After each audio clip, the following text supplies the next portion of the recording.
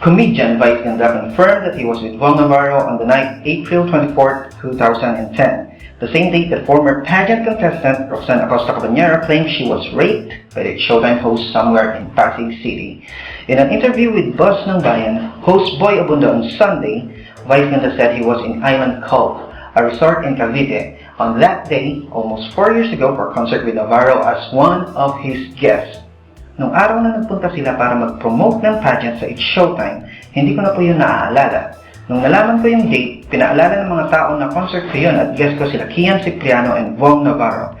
Sa Cavite po ang leg ng concert ko na yun. He said, sigurado akong hindi nagsimula ng 8 p.m. yun. Mahaba akong mag-concert, hindi bumababa ng 2 oras. Usually 3 oras talaga. Kung nagsisimula ng 9 p.m., maaaring matapos ako ng 12 midnight or baka mas mahaba pa, he added. According to Vice Ganda, he was accompanied by Navarro up until his final production number. Si Vong, siya lagi ang last guest ko kasi kumbaga, sa lahat ng mga guest ko, siya ang pinakasikat, so siya ang last. Kasama ko din siya sa final number, he said. According to Cabanero's affidavit, she was with Navarro in his car around midnight on that day. For more news, visit and subscribe to our YouTube channel at www.youtube.com/PinoyScoop.